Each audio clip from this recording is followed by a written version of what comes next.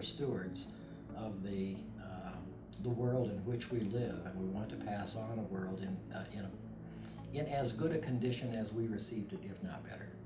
When you get the chance to travel our state and you realize that generations of Coloradans have passed a legacy to the next generations, that you really come to believe that that's part of our job. It doesn't matter if we're talking anything economic, cultural, social, environmental. How do we make sure this is the most sustainable effort? When I was in the legislature, I certainly worked with the various environmental groups in Colorado, and I think that they had struggled in the past. How can we best move this whole movement forward, bringing in all the stakeholders?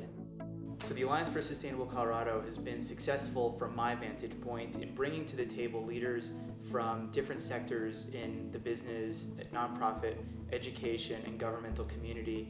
An organization like the Alliance brings together all of the talents and all of the efforts to achieve the kind of goals that many of us want to achieve. I relied very heavily on members of the Alliance for advice about not just what we were going to do, but the timing of when to do it, and then really how to build the constituent groups necessary for us to have the political capital in the capital to get it done. And so the Alliance stakeholders have been very helpful and very thoughtful in helping me understand really the role as an elected official I can play in helping to further those values. We also view the Alliance for Sustainable Colorado as really a leader in the sustainability space as far as being out there to harness the energy of grassroots organizations by being really a leader as a grass tops organization. Being a tenant of the Alliance Center benefits Colorado Environmental Coalition in a number of ways. First off, it's a green building, and that makes it a healthy, productive place to work, and it allows us to walk our talks.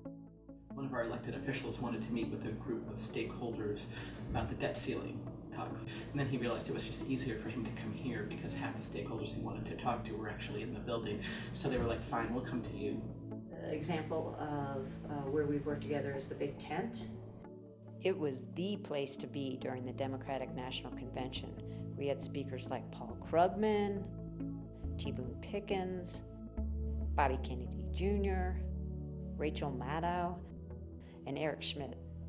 The work that the Alliance does itself, I think, has been a tremendous boon to Colorado.